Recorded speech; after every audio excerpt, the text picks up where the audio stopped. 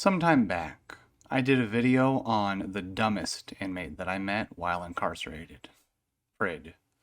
At the time, I felt a little guilty about making light of his lack of intellect.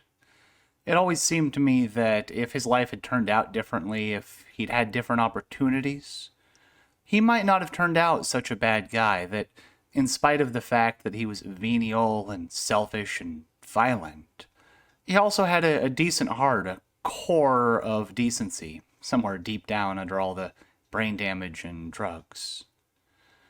Somebody in the comments asked if I would speak about the most intelligent inmate that I met as a counterpoint to Prid.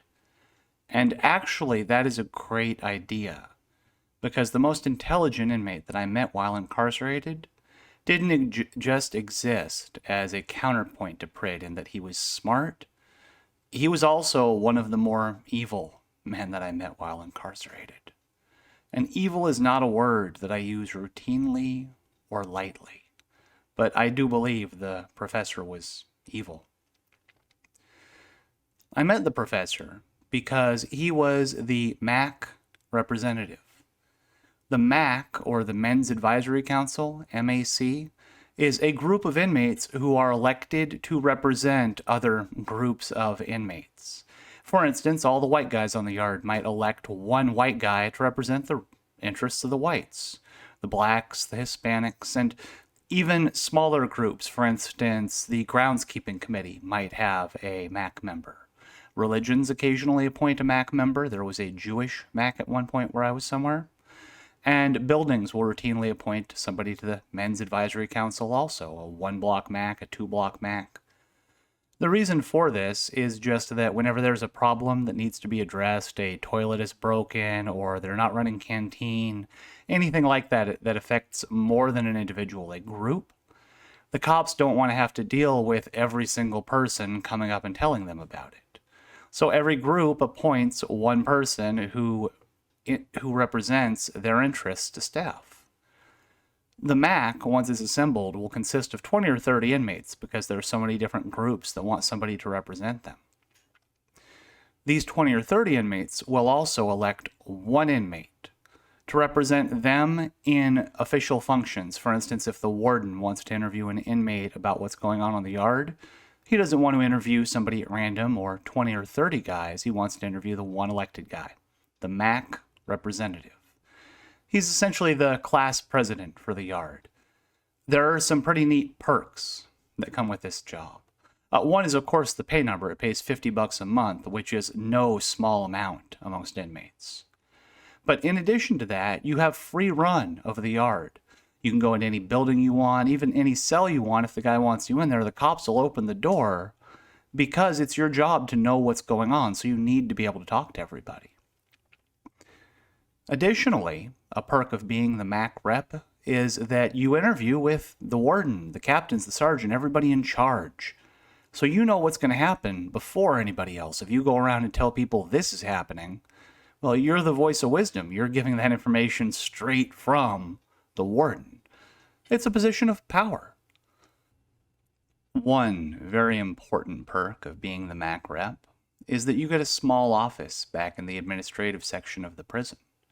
Inmates have very little personal space, and so having an office, a desk that's yours, well, that's invaluable. I also had a small office back in the administrative section of the prison because I was the lieutenant's clerk. I did routine paperwork for staff. As a result, the professor and I, we had what I'd call a business casual relationship. If I saw him in the hall, I'd say, hey, what's up? Or occasionally he'd come by my office and he might say, hey, Aaron, me and the Mac, we made some grilled cheese sandwiches and there's a couple extra. Do you want one?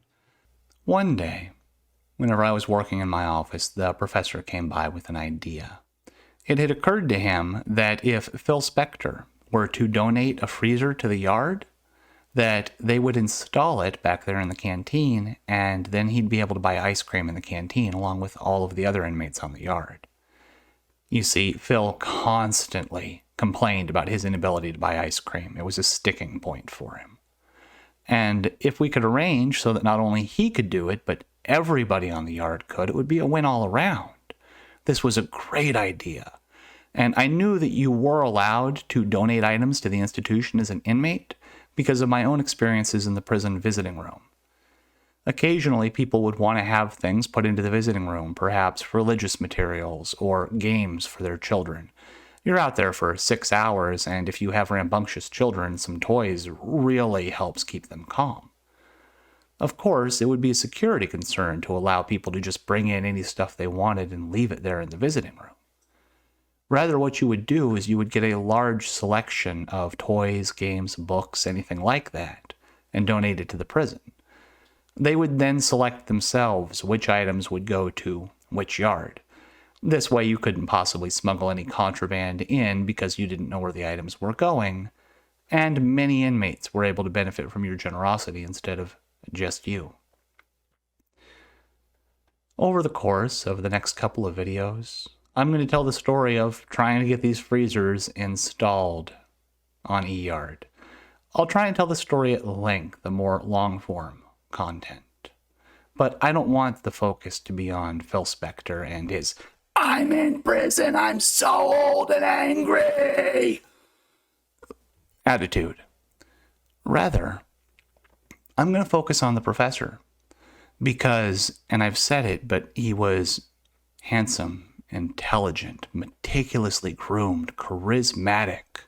But more important than any of those other things, he seemed trustworthy. If the guards had asked me, "Hey, Channel, we need to hire somebody to work back here. Who should it be? Any inmate on the yard?" I would have told them, "Oh, the professor, if it's any inmate." My wife told me one time that if she had to pick one inmate out there in the visiting room that she'd met, who she had to trust, if she had to trust somebody, well, it would probably be the professor because he seemed so decent. He was not. Over the course of the next couple of videos, I'll go into exactly how nasty of a person he was, but the point is that you can't judge a book by its cover. And we all do it. It's all we have is what we can see.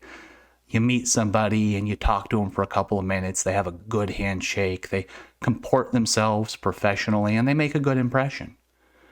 And then a couple of days later, you see them again and they do the same thing.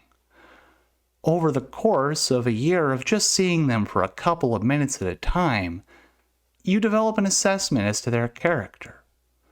And it is a dangerous thing to do to assume that you know who somebody is.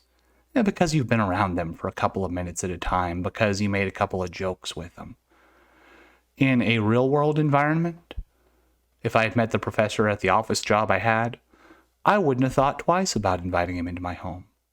Wouldn't have thought twice about it.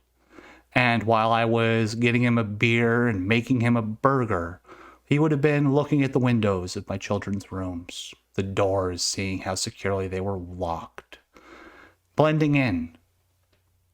A wolf in sheep's clothing. Whenever somebody devotes such a huge percentage of their life to creating a mask and wearing that mask in order to facilitate their wrongdoing, their crimes, there is no way that we could possibly look at them and say, that is the wolf right there. Everyone else is a sheep. That one guy, I've got him picked out. And that's why we don't judge a book by its cover, because the judgment that we make may be two things. It may be important, life-dependent judgment that could ruin us. And it could be erroneous, because it is very easy for somebody to lie to you about who they are just a little bit at a time until you believe it. In your everyday life, if your mind is telling you one thing, your head says, "Oh, I can trust that guy. He's clean cut. He's got money. Whatever it is that makes you feel like you can trust him." But your gut is telling you something else, telling you, this guy's slimy. Maybe just be a little more careful. Be a little more careful, because that's the one other thing about the professor. I never could have told you why I didn't like him, but man, there was something wrong about him. He was a wolf, wearing sheep's clothing. Thank you for listening today.